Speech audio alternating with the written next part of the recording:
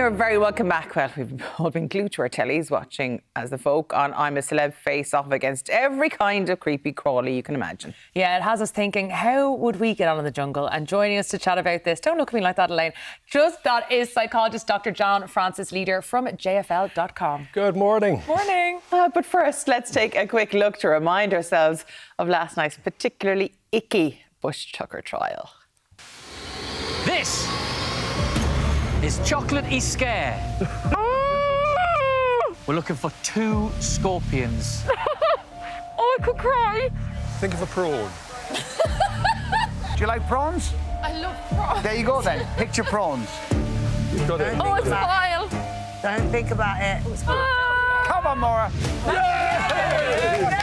Oh, she's brilliant. Got it. That's crunchy, innit? Oh. You have got this. Oh. Keep going. You've got it. Keep it in, keep it in, keep it in. That's it. Oh, you're doing it. Now, John, I have to say, that's particularly icky. Like, I'm from the generation that grew up with an irrational fear of the Bermuda Triangle and quicksand and stuff like that. Never encountered either of them, by the way. But when it comes to creepy crawlies, a lot of people have huge phobias when it comes to them. But thankfully, we have no scorpions here in Ireland.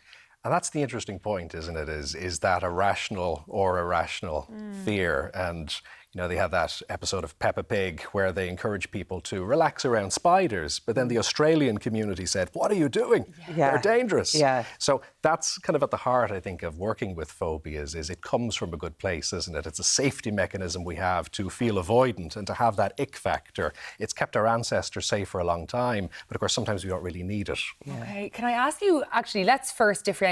What is the difference between a fear and a phobia? Is there a difference? Phobia is really just a clinical term put on a fear response. But you see, the thing is, fear in and of itself isn't necessarily a problem. So it becomes a phobia when it's a disproportionate fear response to a stimuli or a situation. Okay. So you could actually have way more fear, but it might be entirely proportionate to the situation, and you'd use it as energy to escape the danger. So if we're looking at things like if you encounter a snake, they can be venomous, they can bite you, run away. Spiders, the same. Some of them can be dangerous, not in Ireland, thankfully, or some apart from falls widow, really. They can bite you, run away. Bees, they can sting you, run away. That's fine. But if it's like, I'm afraid of this cushion, I'm afraid of a purple cushion, that's not actually a rational fear, that's irrational. And some people have phobias about the strangest things.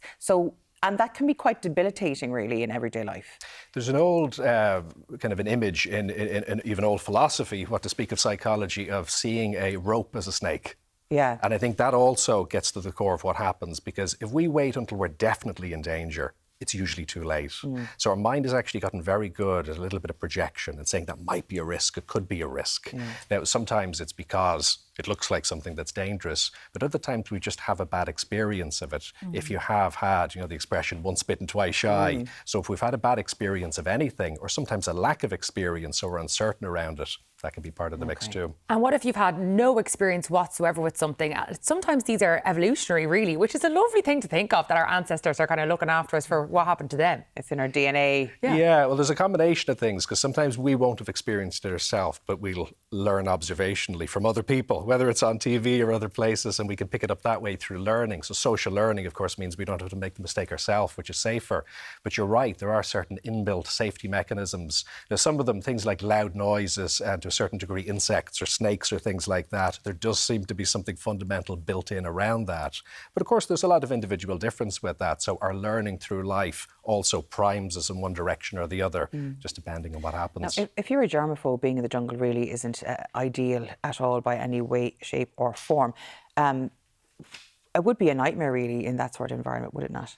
Absolutely, and that's why it makes great television, isn't it? You know, it really, really is. And yeah, there's an educational aspect, I think, about it for us all, because we want to live a life where we do, to some degree, face our fears. Because if they're disproportionate, it's a shame if our quality of life is compromised because we're avoiding things too much. So getting some support and working on that makes sense. However, of course, I think it's really important to add, we don't have to feel comfortable with everything. That's not our goal as humans, so kind of be kind to yourself as well. Let's talk about the reactions and what actually happens within our body when we do experience fear at such a high level.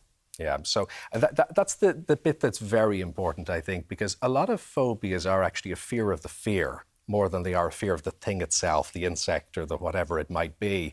Because when we have that fear response in our body, often we don't really know what's happening.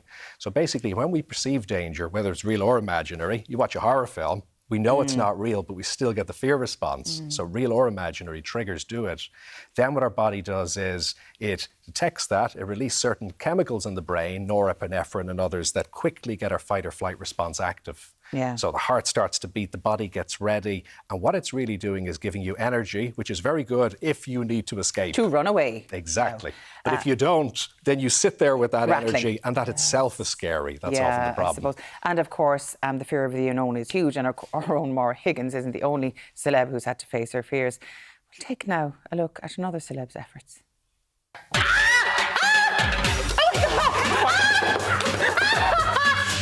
Oh my God. Oh my God. Oh my God.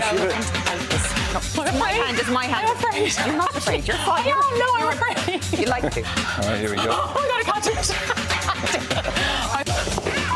Sorry, what was that? Oh no, I don't know if I can do this. You can't go on, girl. Big, Oh my brave, God. strong girl. God, Big, brave, strong girl. Sorry. You dropped it all over me. It's on you. It's on you. Right, Killian. Well, thanks for calling me a celeb. There you go. Every cloud. You could have a few sessions after if you want. But it is, when it was, I actually thought you were joking with that, but you're No. actually terrified. Is it the fear of the unknown, I was blindfolded. Yeah. You know, anything could have been put in my hand. I know they weren't going to put something poisonous, but like the thought of anything touching me that I didn't know what it was, like, Yeah. like. Isn't it interesting how the imagination kicks in? And like the example of the horror film, like even with the horror film, you know you're safe. And to some degree, depending on how much you trust your colleagues, you might also know you're safe there or not. Yeah. But the imagination comes in and it says, just in case, let's assume the worst. Yeah. You think you're about Kasia, who was in this couch before you, was afraid of fluffy bunny rabbits. So, you know, that's way worse. Thank you. I do feel better. There you go. Yeah.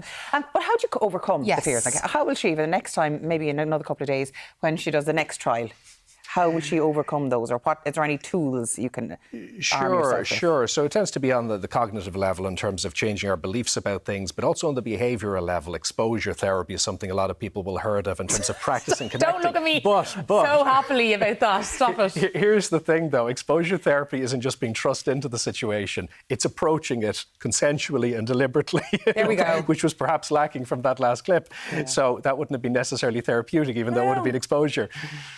I hope production heard that now. It's like if you're learning martial arts. You don't just get thrown in the ring with Chuck Norris. So my idea of jumping out of a plane because I'm afraid of heights was possibly the wrong thing to do. It's a form of flooding, of having a very strong exposure, and it can be effective, but not typically where we'd start. Small, I suppose. incrementally exposure. A lot of the time. Okay. Depends on the I'm a high circumstances. stairs next time, A lot of maybe. the time. Yeah. Okay. And also having coping strategies. I mean, understanding what's happening, being able to reframe what's there. You didn't even know what was there, so you know how could you do that bit? Being able to work biologically with our body and its breathing, etc. That kind of thing. John Francis, thank you so much for making me seem like such a logical person for being afraid last week. Now, Makes sense. Thank you. Honestly, great. Thanks for coming on. to Great to see chat you. to you. I'm also a big scaredy cat, don't worry. No, I'm reminded that I'm a Celeb is back tonight from 9 on Virgin Media 1 or to stream on Virgin Media Play. We'll take a quick break now, but still to come, we've got some blueberry pie in the kitchen. Plus, we've got two fellas off the TikTok and a guide to not making a show of yourself at the office Christmas party. I'm an expert on this. See you then.